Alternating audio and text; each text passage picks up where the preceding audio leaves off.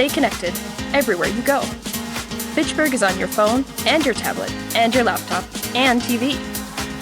Download the app. It's free. Access Fitchburg. This is your city at your fingertips.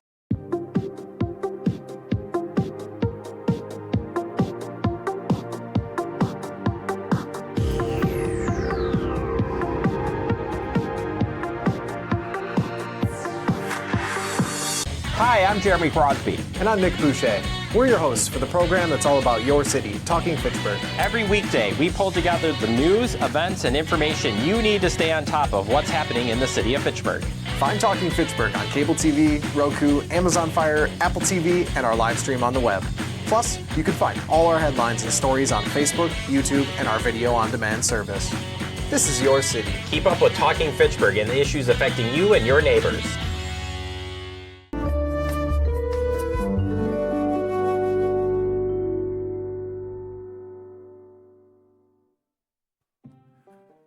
All right, good evening. I'd like to call to order the meeting of the Fitch-Rona EMS District Commission for June 18th, 2026. Could we have a roll call, please? Kirk. Here. Schultz. Here. Lepper. Here. Winkers. Here. Lytle. Here. Fusco. Lonsdorf. Here. Anderson. Here. Destelek. Anders. Here. All right, thank you. I don't see anyone in the audience for public comment, but is there any online? Nothing. All right, no public comment. Before we review and approve the meeting minutes, I just wanted to take a second and thank the members of the commission for a difficult meeting last time. I know several of you are new on the commission, and I feel like we did a good job deliberating and carefully considering the matter before us. So thank you to everybody for helping with that. That said, we'll review and approve the minutes from May 21st. I'll motion. All right, got a motion, second. All right, any discussion? All right, all in favor of approving the minutes, say aye. Aye. Aye. Aye. Aye. Aye. Any opposed? All right, the May 21st minutes are approved. And then how about the meeting minutes from June 3rd, 2026? So moved. All right, second. Second. Okay, we got a motion and a second. Any discussion of the minutes, corrections? Okay, hearing none. All in favor say aye. Aye. Aye. Aye. Aye. Aye. Any opposed? All right, minutes from June 3rd are approved. Next up is the chief's report. Thank you. So this was emailed out. It's posted online as well. You'll see last month was a pretty significant jump back up to where we normally are, that 491 number that actually ties with our previous busiest month ever. So pretty significant jump. Still brings us about where we are last year for down 1.2%. Everything else you'll see there is pretty normal. I usually like to point out as well, the out of resources thing, 33 times last month, all of our trucks were out. That includes a couple times where actually all 4 trucks were out. And then was actually even just this weekend, one of those times we actually had a 5th call in the area. So pretty unpredictable. And we're up to 29 times this year where City of Madison or some neighboring unit has had to come in and help us out. So on track for another pretty busy years. Thanking our neighbors. Other numbers that you see up there, one of the events we did do was City of Fitchburg has Parks and Rec. So Devin and I actually went up and did first aid CPR training for Fitchburg Parks and Rec summer staff. We were helped out with Hannah Tennant, who's one of the Fitchburg firefighters, becoming CPR certified or instructor certified. So she helped us with that class as well. Otherwise, the usual statistics that are down there. Aging report largely remains, those percentages are largely the same again. Met last week again with our rep from EMSMC to hit up that high aging number that we have over 180 days. So I am assured that there's people working on bringing that back down for us. Otherwise, our usual reports there, cash on hand is sitting where it normally is as far as our FAT funds and the HRA are largely unchanged. No donations for the month. June and July tend to be some pretty big milestone years. So Tom Bates, who is, I will say, our last volunteer, he did say he's going to hang up his license this year. So 36 years Tom has been with us as a volunteer. Actually put himself through paramedic school, used to just run Sunday afternoons for a couple hours. So we'll do some recognition for Tom coming up here. Molly Jesberger is 24 years, Ryan Robertson for 6, Jamie Ennis for 6, Cam Parman, who's one of our LTEs for 6 years. Katerina is our intern who will graduate her paramedic course here at the end of the month.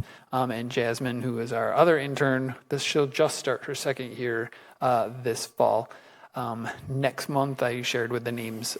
Next month, we'll be swearing in 2 of our interns, and then we'll do another one in August, who will start this fall. Other updates I've got, our ambulances did pass state inspection. State inspector comes from State Patrol is actually responsible for ambulance safety. So they actually come every 2 years, they have to be inspected. So we passed all of our inspections. I put in there a couple minor violations. Essentially, we couldn't find the insurance cards on 2 of them. So they were pretty little things, a couple marker lights out on the sides of the ambulance. And I think the third one is a fire extinguisher that wasn't mounted. So pretty low things. So we're back up and functioning for good 2 more years. A couple of shout outs, those thank you to those people, and Lieutenant Imhoff said very specifically to Jesse and Ross, there's a checklist that's a very thorough checklist of what needs to be in those ambulances for the ambulance inspector.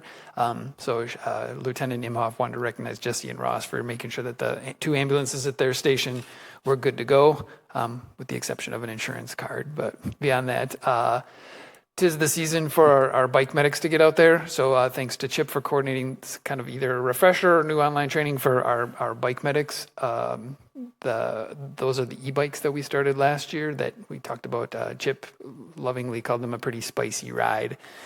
They're a spicy ride. They will be out at Epic this weekend if you want to take them for a spin.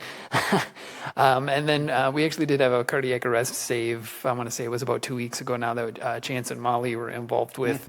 And Meriter Hospital actually sent an email out to us recognizing Chance and Molly for our crew as well as the Fitchburg Fire crew in a positive outcome for a patient cardiac arrest.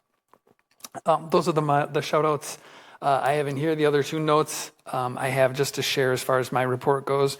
I would thank you as well as Dave had shared. Thank you for your time to come in for an extra meeting a couple weeks ago with the grievance process. I will share that the union did file for arbitration.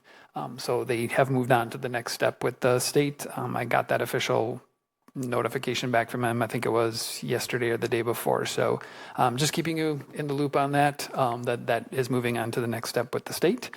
Other thing I have out there, the permanent part-time MOU that we approved last month, sent that off to the union for a signature.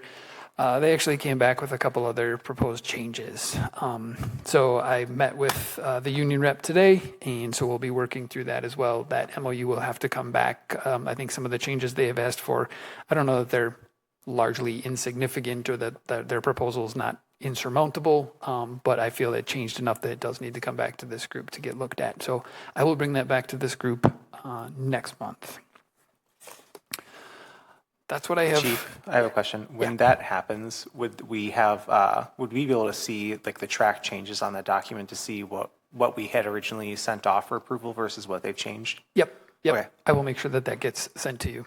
Correct. Unless any other questions? I have a question. There was a tornado yesterday in Belleville. Did you guys get called down to that at all? I do not believe we did.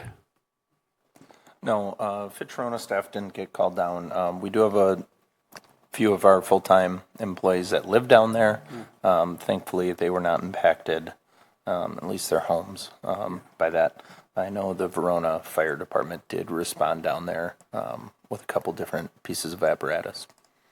That's good. It was about 8 miles from my house. I'm just sitting in my living room watching TV. Missed the whole thing. Okay, thank you, Chief, for the report. Next, Resolution 2026-03, approval of GASB 54. Sure. The usual broken record you're going to hear me tell you every month. What GASB is, it just says that this body has the ability to assign budget funds into certain pots. Those first two numbers, that inventory and prepaid expenses, will not change now for the rest of the year. That came from the audit. The other two numbers are the ones that were in the chief's report. There is the sick leave liability, $320,053 in our sick leave liability fund. That's in that WISC account, as well as the contract negotiation legal fees that's sitting there, $21,000. So essentially you're just assigning those funds every month that I can't spend them. All right, questions about the GASB? Comments? All right, move to approve the resolution. So moved. All right, got a second. Second. All right, motion and second. If there's no further discussion, all in favor say aye. Aye. Aye. Aye. Any opposed? All right, the resolution passes. Next, review and approval of the accounts payable checks.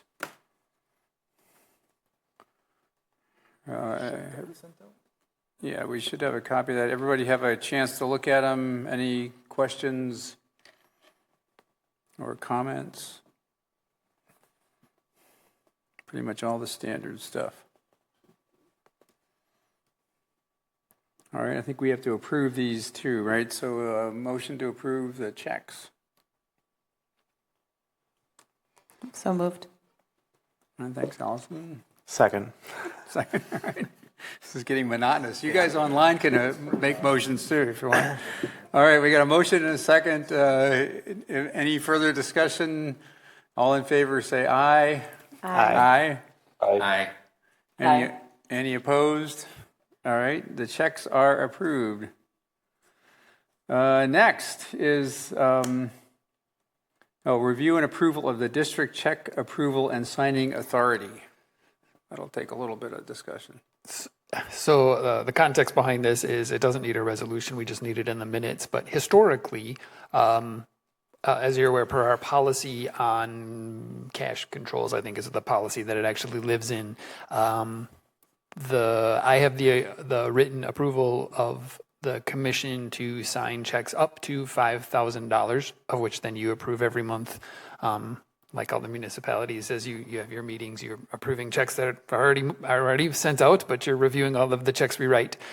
Any check that is over $5,000, with the exception of, I think, 5 things very specifically listed in that policy, they're the ones that we pay every month: our dental, our health, ambulance billing, and I don't know, it doesn't matter what the other 4 they're the ones we pay every month. Those can be over $5,000 because they are over $5,000 every month. Those are pre-approved essentially. So anything else over $5,000 requires a second signature. Or a commission member, should I decide to be on vacation for a month and you need a check signed, a commission member can sign those. Historically, we've had one representative from every community be part of that. There's nothing that says that has to be it. That's what it has historically been. Dave Lonsdorf is one of them. Alder Lytle is one of them, and JR, who was the citizen representative from Fitchburg, was one of them, who no longer is part of the commission. So one, we need to update that to remove his name. The second proposal then would be that we actually have a third, and again, we don't have to, but past practice has been one entity from every, or one person from every municipality. Historically, it has also been the elected official. It doesn't have to be Jake, but I'm happy to do it. So if somebody wants to nominate him, he's official, and then we just have to go through the process of updating all of our bank records to make you can ask Patrick and Dave. It's a pretty low utilized job, and Patrick lives like 3 blocks from the station or something like that, so we usually harass him the most. The main problem is getting into the station and finding out when it's open. Sometimes there's nobody there. So that's what it is a discussion. I guess if somebody from the group wants to propose, it sounds like Jake is willing to do it. Do I just want to nominate him, or do I actually want to ask him, I guess? I think you might want to ask. I guess I could ask. Jake, would you like to officially get nominated? I would love to be nominated. Wonderful. I am going to move to nominate Alder Lepper to be that signature. All right, nomination second. Second. All right, there we go. We got nomination second. Any other nominations? All right, any further discussion? All in favor say aye. Aye. Aye. Aye. Aye. Any opposed? All right, Jake, you got it. You're the, I guess, third guy to do it. Yeah. So what happens is once we get draft minutes done, I will send those off to our representative at the bank, and then she will reach out to you. You'll have to go in, and it's just like signing your blood, a drop of blood, and your daughter's blood, and everybody else to say you are who you are. Everything else gets done digitally. So thank you. Perfect. I just signed a check as I came in here for a $12,000 Techni mount for one of the ambulances, and then later found out what that was. So. Thank you for signing that. Yeah, sure. I hope it works. All right. Do we have to take JR off, or is that just automatic? Should we vote him off, or he's gone already? Yeah. Okay. All right. Okay, we got that. Let's see. Next, it's the Resolution 2026-04, use of unassigned fund balance for post-retirement healthcare fund payout.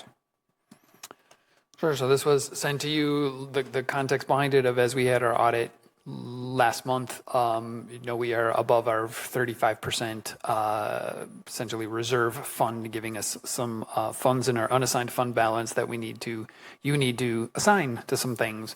One of those, at least acutely, I guess, would be with our retirements that I've been sharing with you for the last couple of months.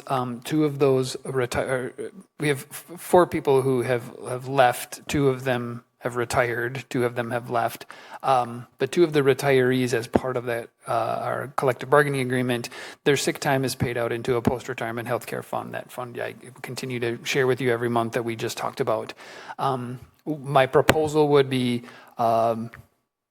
instead of pulling from our HRA, that those funds we have would actually be to use some of that unassigned fund balance, or up to, and this is the math, of up to their current wage and their current sick hours that would be paid out. One of them still has 3 more shifts, so he could be sick for one of those 3 shifts. That's why it's an up to, because that number could yet change before his last retirement, before his retirement date. But my proposal would be to allocate some of those unassigned funds to paying out their post-retirement health care. Otherwise, what we're doing is pulling from our current fund and then just putting those funds back in there. So as opposed to just messing with our post-retirement health care fund, we can just use these funds to pay out where it would have gone anyway. $88,000 would be the total between the 2 of them, if I explained that appropriately. I think so. I understood it. So we got a resolution proposing to $88,328 to be put into the post-retirement health care fund. Any questions, comments? Is this an amount do you think this is an amount that's enough, or do we need to be thinking ahead for more like this? It should not be any more than this based on what they're currently both at and their current wage. What it is Gary still has 3 more shifts. So if he has to go home sick on his last shift or something like that, that number could change. So it should be, that's why I said up to, it should be no more than this. All right, I'll accept a motion to approve this resolution. Motion to approve resolution number 2026-04. All right, second? Second. Who's that, Jake? Okay. All right, Jake, thank you. Any further discussion? All right, all in favor of Resolution 2026-04? Aye. Aye. Aye. Aye. Aye. All right, anybody opposed? All right, resolution passes. Next item is the 2027 budget. We're just going to look at it and get familiar with it, but not act on it at this point. Correct. Thank you. So, yep, again, it's non-actionable. So this is an introduction to you of the preliminary budget that I've put together for you to look at tonight, and then I guess let you mull over, and we can have additional conversations over the course of the month. It is due to the municipalities by the end of July. So this is essentially my first kick at it for you to look at it, bring up any thoughts or ideas, and then I will bring a copy of it back to you next month, reminding you how this process works. So the commission doesn't actually approve the budget per se. What the commission in your role is to approve me to submit this budget to the municipalities. It still has to go through the normal municipal budgeting process. So I still meet with the finance directors and the finance committees and the mayors and all those involved at the two different cities, as well as share it with Sarah and Mark at the town board. So everybody gets to see it and still has to move through those processes. You saw the spreadsheet. I have it up there. It is posted up on the website. What I would prefer to do is actually just go over what the big summary changes are, as opposed to digging deep down line by line. If you're interested, I can share line by line with you if you want to have a conversation kind of offline, or we can hit them up if there's something that pops up. But essentially, in a nutshell, is revenue is estimated based on the average of anticipated calls and the average of historical collection. So there's a big spreadsheet that breaks down our percent of our calls that we actually are billable calls, our no transport that we don't bill, our number of residents, non-residents, mileage, an estimated supply cost, put all of that together based on the number of calls we think we're going to have in the next year, turning that into a dollar per cost. That determines X amount of anticipated run income. And then we actually look at real dollars in. And so we take the two and average that over 4 years. And then I have shared that in the past, I throw the dart in the middle. Reminding you that run revenue is a complete best guess, right? It's, as you've seen, right, we're up 19% one month and we're down 20% one month. So it's a complete guess. But it seems to have worked for the last few years of getting us pretty close. Other part of that is I will bring it next month. We did not raise our ambulance rates in 2025 for 2026. So I will put together a proposal again for us to do a rate review next month.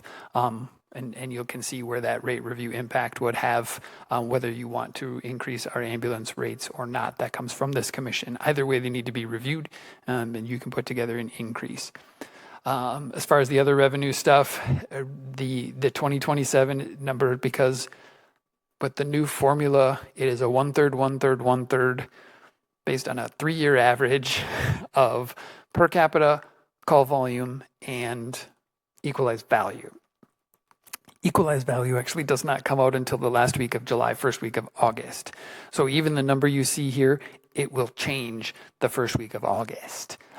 It doesn't usually change a lot, and my guess is it's probably not, based on that new formula, it's really not going to change a lot because it's an average, so it's going to bump up the one component of 9 different numbers that are involved with this. But knowing the number that you approve and send forward, it is still going to change. I will bring that number back to you once we have it. But I will make sure I point that out as far as the run revenue goes. In the big picture, this is usually the number most people actually care about anyway. Let me find the right document. All right, there it is. Is that top number there of that based on a guessing run revenue? This budget proposal, this is what that increase looks like for the municipalities. So based on the one in front of you, Fitchburg goes up just about 2%, City of Verona goes up about 2%, and the town of Verona goes up less than 1%. So based on the budget you're seeing in front of you, this is the impact to the municipalities. Again, that changes based on equalized value, so it'll change a little bit, but this is what this budget is. So it's an overall 6%, but as we continue to see collections go up and our run volume go up, estimating for 2027 that this will actually probably see a significant increase in run revenue. But this is what this looks like. So other highlights, that's revenue. So other expenses in here, as usual, I think it's 80% of our budget is made up of people. So there is a 3% increase for represented employees. That's part of the collective bargaining agreement, so we can't mess with that one. The non-represented, which is myself, Devin, Jeff, and Michelle, our policy is that we are all assigned a grade equal to the city of Fitchburg's pay scale. So we just adopt ultimately whatever the city of Fitchburg adopts for their pay scale, which is also not published until the end of the year. But so this is a best guess on what that is. So you don't have to figure that out. That essentially we just follow what the city of Fitchburg has done. It was just easier to match at the time, kind of job descriptions and everything with Fitchburg versus the city of Verona. There's an additional wage increase for part-time paramedics and EMS interns. Biggest thing there is just to maintain the competitiveness. The EMS chief in Reedsburg does a phenomenal job every year and actually does kind of a wage analysis for a couple of Dane County area EMS agencies, but largely it's a lot of SAUC areas north of us. For our part-time paramedics and our interns, we're about in the middle. So we keep increasing that every year. I don't know that making it more towards the top is going to get us more people, but I do want to make sure that we're staying at least competitive. So maintaining, I would love to be in the top third of that. This will bring us kind of back up a little higher. As we discussed last month, permanent part-time staffing for 2 days a week was included in there. So that was taking what was already budgeted for the flex ambulance and essentially adding the benefits for it. So that's what's in there. You'll see a pretty significant increase in unscheduled overtime from previous years. Historically, it has been a trend that our LTE pool has picked up. Historically, I'm drawing a blank, was 70%, and then our full-timers were picking up about 30%. Probably about the last 2 years now, that has very much changed now, and our full-timers are picking up most of that unscheduled overtime. So we adjusted that percentage. I think I put it down to 50-50, something closer to that. So you'll see an increase in that, but that's truly reflecting probably about 2 years worth of what we're seeing as far as unscheduled overtime. Last bullet point you'll see there is the salary item is I increased the medical director fee. I do want to make sure that I point out that fee increase is not coming from UW. That fee increase is a request from me. Dr. Mancera, who is our medical director. Currently what we get from UW, we have to have a medical director. So we get protocol development, we get a handful of things. We get a monthly training from the consortium as a whole that helps us with our continuing education requirements. And we also get Dr. Mancera or the EMS fellow physically at our station once a month that does run review with us. I would like to see us get a physician for at least one more day a month involved with our staff, whether that's an organized training, whether that's just coming in and being available to staff, going out on calls with staff and talking with them. So I did reach out to UW and say, what would that cost for an additional day? So the initial proposal they came back was essentially doubling what we're already paying. That would get us physically 2 days a month for a physician to be here with our staff in addition to what we already get. So I did put that in there. Part of if push came to shove, we could go back to what we currently have. But I think as an investment in funds, I think this is a really good idea to get more physician involvement with our staff. So that is in there. So the usual expenses, we always make the health insurance assumption of an 8% and 4% for dental. we always see the cost of medical equipment and maintenance going up to actual expenditures that we've been spending. Preventive maintenance programs for all of our equipment are just exorbitant costs. But as you can imagine, with everything else to fix these things are exorbitant costs. So we have utilized our preventive maintenance budgets, I think, well. They have paid for themselves. The cost that I'm aware of that I always bring up is we have power cots. The hydraulic mechanism on a power cot, I want to say 5 years ago, was $6,000, and we had an epic fail of a whole hydraulic system. It paid for itself. So the preventive maintenance programs are phenomenal. The tech actually lives, I think, in the west side of Madison. So we literally text him, and he's at our building fixing our cots and auto loads. So, but that cost does continue to go up, as well as a few extra of dollars into our intern funding program just to reflect the increasing cost of tuition. So that is what you'll see. That's what's in the budget presented in front of you today. Personnel always takes its own little track. Additional personnel always takes its own little track in the budgeting process.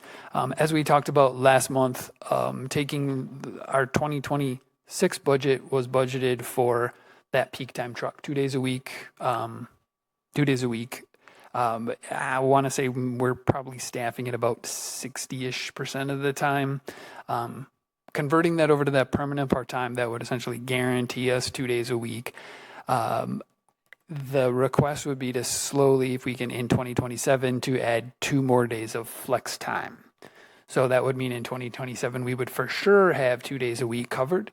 That additional funds would give us 2 more days a week, similar to what we're doing now, based on availability of people. That's not reflected in this budget because it has to actually go down its own little path of additional personnel.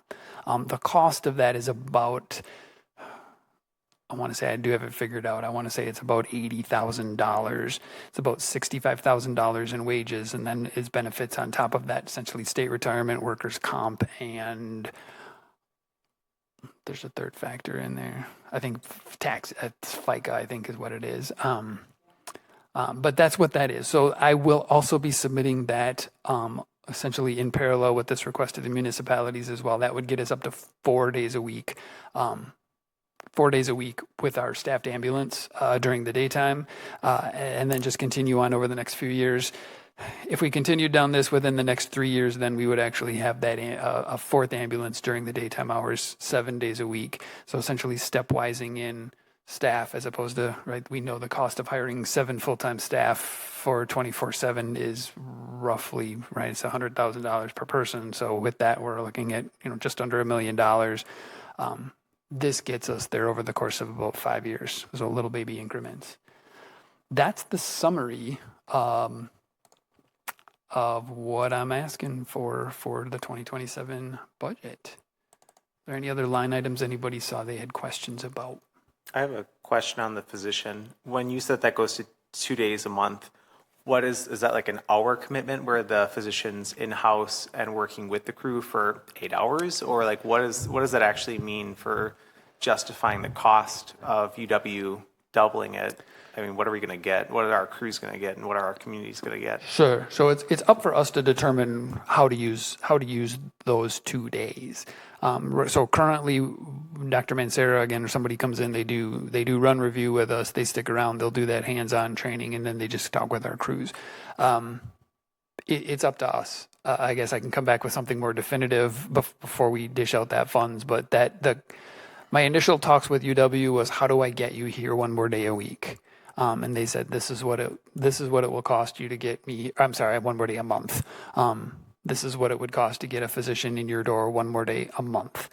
If we wanted to do 2 run reviews a month, if Devin wanted to work collaboratively with them in addition to the hands-on training he's doing right now, it would be the physician running scenarios or a hands-on training for us, or if we need to target something or some very specific training, essentially that would get us an 8-hour day. So we're buying essentially 16 hours of dedicated physician time to Fitch-Rona. have a follow-up then to that. Is there any comparison to other medical direction in the area? I know obviously there's MAP and stuff like that. Not saying that we would necessarily encourage you to go towards MAP, so to speak, but is there something that shows us that UW's estimate for what this would cost is fair and in line with the market? Or is it something that we actually were to compare to like other medical direction in the area, what they would charge for something like this? I can say anecdotally, it's fair market value. No, I just wanted to make sure we were doing our due diligence, not just saying, okay, well, they said this amount, so we're just gonna, sign the magical check and then it goes off. Correct. So I have a comment on that too. As a former physician, that's $3,000 a month to have the extra day. That's $3,000 for a day for 8 hours. What's 3,000 divided by 8? That's a lot per hour. Like $450 an hour or something like that, $400 an hour. I never made that much money. So I imagine UW is getting like half of that. It's not all just going to the doctor. So that's maybe their overhead. So I kind of wonder, like, that seems awfully expensive. But I don't know that there's any other options. The UW has the emergency medicine training program and all the professors in emergency medicine. There's nobody else that does. So, there really isn't a market. It's sort of a, what's the word? Really, there's only one supplier. Monopoly. Monopoly, thank you. There That's you the go. word. Well, and that's where I was wondering with like MAP being another medical direction in the area that's MAP is its own thing, but I think that's out of St. Mary's and stuff like that. Yeah. But to your point though, with that being a large chunk of money, that's where I'm wondering what we're getting from that physician. Are like they're truly for 8 hours, and if they're doing one call review, like is that really going to take 8 hours? Are we going to get them on the rigs with our crew and actually like doing that real-time feedback when they're on calls and like working with the physician? I just want to make sure that, if that's what UW is going to be charging us in our communities, that we actually see we're going to get what we are paying for out of that physician for that additional time. And not saying that you wouldn't necessarily advocate for that, but I just want to make sure that we're, again, doing our due diligence to ask the questions of what are we truly going to be seeing come from this? I agree having a physician an additional day would have better patient outcomes, but what does that actually mean? Sure. You look like you're itching. I am. I think some of the things that aren't seen, particularly by this body, but residents and visitors as well, is because of the nature of how UW Medical Direction works and how they bring in new fellows every year. For example, last year's current fellow, is Dr. Kendall Stevens. She's given so much of her time to us in addition to Dr. Menzera, and there's obviously no additional cost when it comes to that. UW brought on 2 fellows for this coming year, and it sounds like both of them are going to be assigned to us in some capacity. One of the things that so much of our staff have asked of us is not necessarily the hands-on training aspect of things, but I think like Chief and yourself alluded to is being able to talk things through. If we've had a difficult call, what would you do in this situation? Being able to kind of quiz them or think critically through different scenarios. And on top of that, I think if at all possible, they would actually also bring out their Badger 1 first response vehicle. And they've tried to piggyback and come onto some of those calls with us as well. I see Mary's got a question here. I'll do one other kind of explanation here, and I can have Dr. Mansera actually come in next month as well, or give us some positive or some kind of an explanation of what his commitment would be to us. But part of the negotiation here is, so the ER physicians that help with all of our pre-hospital service also work as ER physicians. So when we essentially, I don't know that it's appropriate to say when I'm buying their time, but I'm buying their time, which means if they give me 8 hours, that means they're not in the emergency room and somebody else has to work in the emergency room. So I don't know that I can truly go an hour for hour payment of them. because we're taking them away from where UW is. They're not making their money off of my $33,000 a year for what we're getting. Mary, did you still have a question?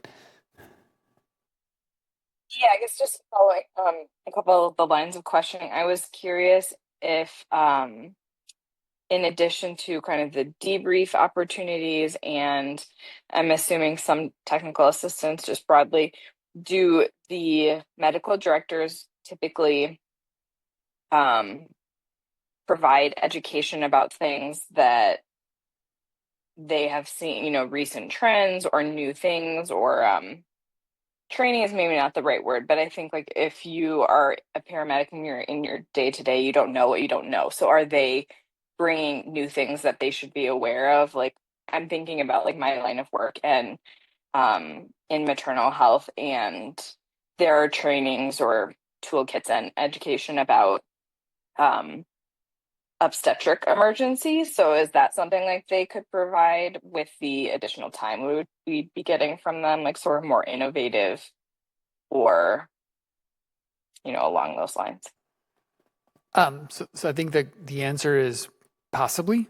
We get that already. So we currently get it's 1 hour every month that is streamed between all of the services.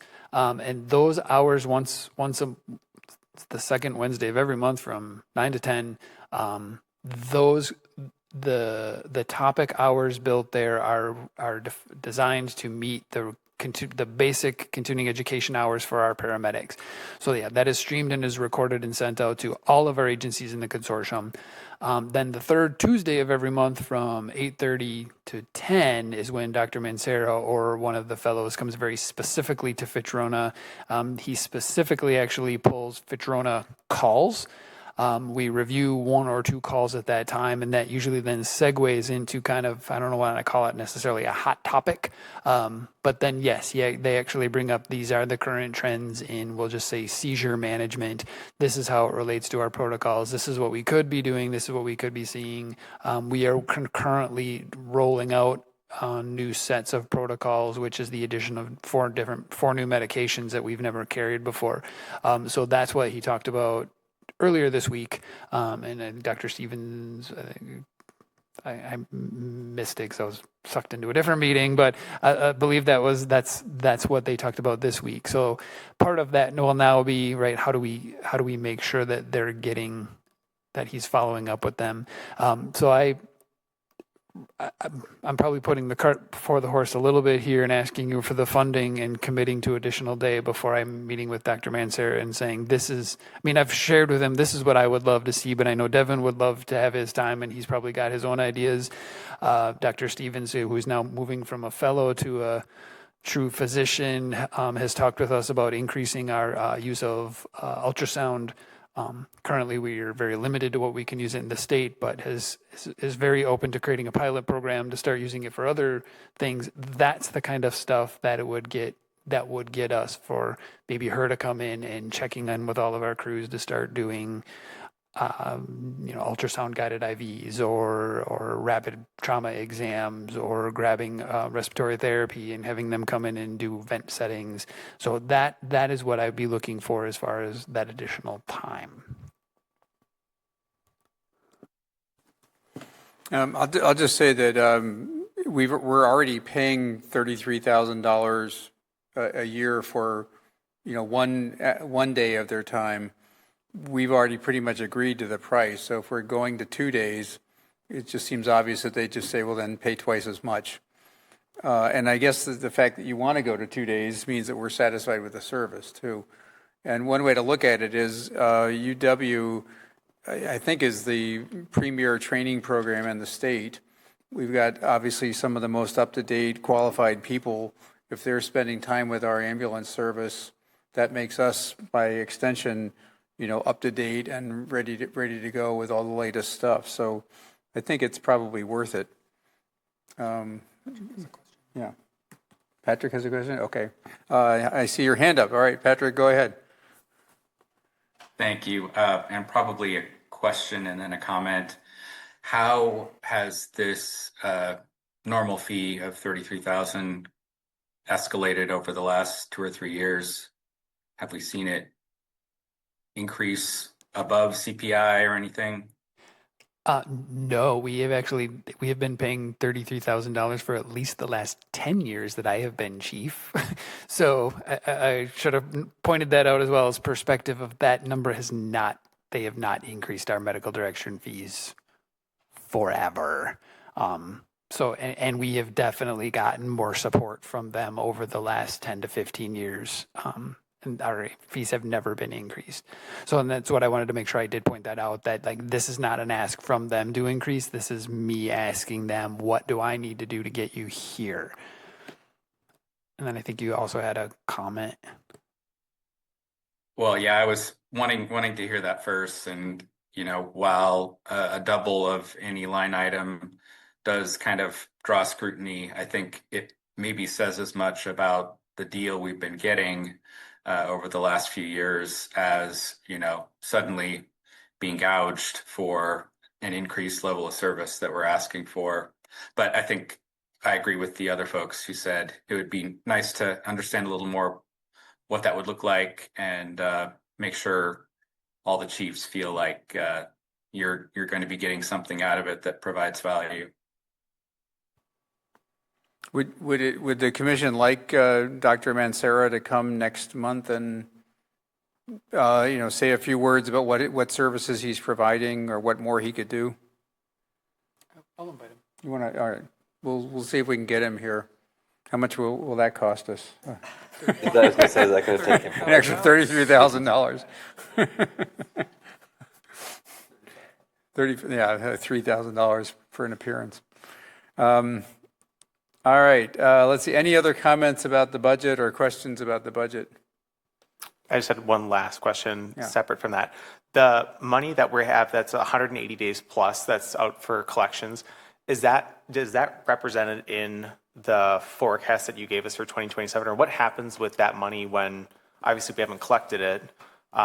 Does that come as is that just like a loss, and then when we get the money it's just like this bonus monopoly money, or no, so all of that yes, but no, as long as it's on that sheet as far as aging, all of that is still considered collectible. That's all actively being worked on. Once it falls off of that aging report, then that is considered no longer collectible. So based on, there's another, and I can send it to you if you I'll send it to you. The report I get, it's complicated. I don't want to say it's complicated. I get a financial statement every month from EMSMC by payer, but by that aging report and the dollars that are in there.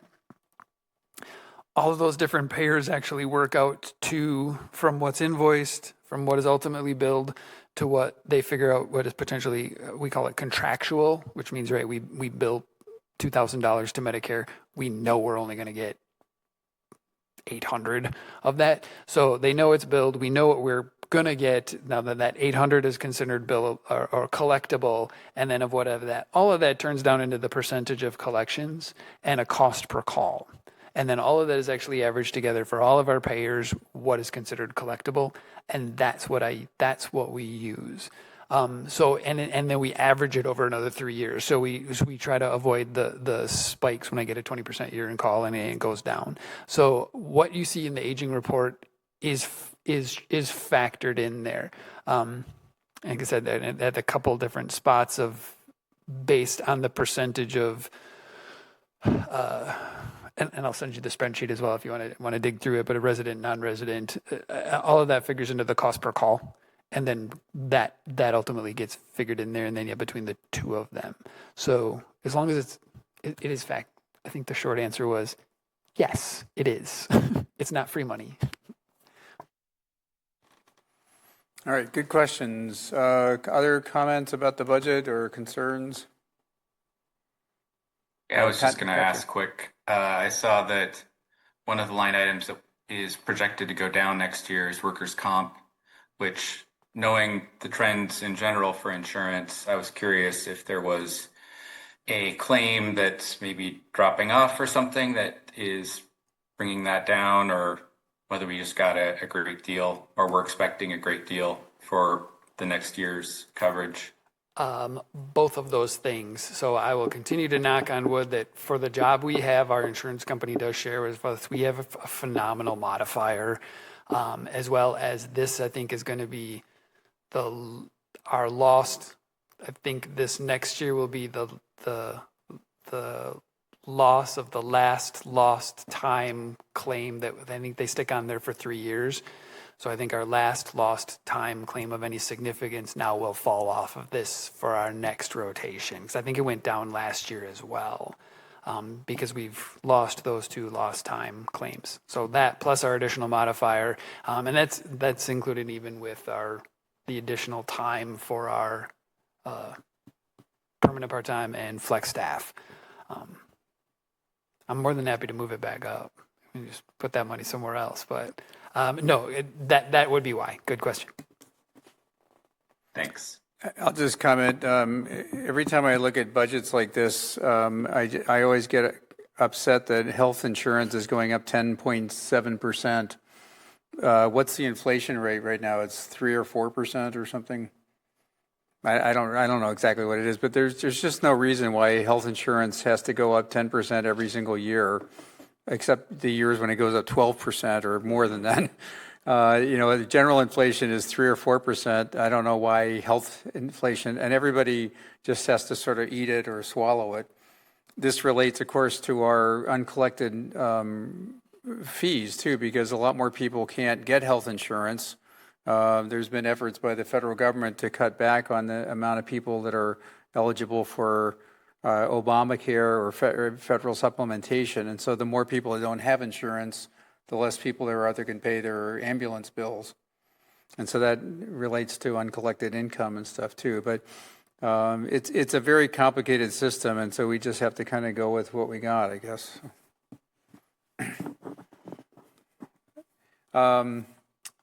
Not particularly great speech, but any other comments? Yeah, it's been a frustration for me as a doctor. I just don't understand why medical insurance always goes up 10, 12%. It's paying for all those buildings out at Epic.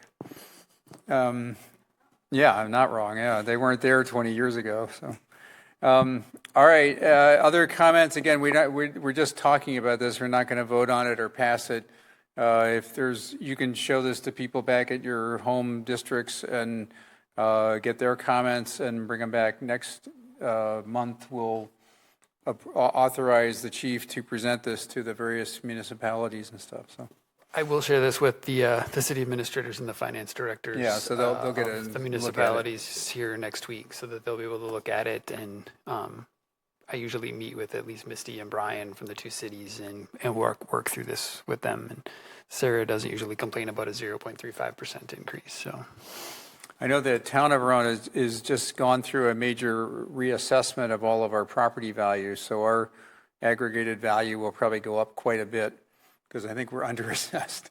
I don't know about the other 2 municipalities, but and again, we don't pay that much percentage of the bill here, but it'll go up a little bit possibly. So, all right. Yeah, exactly. It's in the hundreds, not thousands. Okay. Any other comments? Otherwise, let's see. Is there any other business as allowed by law? Anybody have any other comments or new business? All right. Motion to adjourn. So moved. All right. Second. Second. All right. Thank you. Let's see. I guess we'll just vote on it. All in favor of adjourning, say aye. Aye. Aye. Any opposed? Aye. Aye. All right. Any opposed? We're adjourned.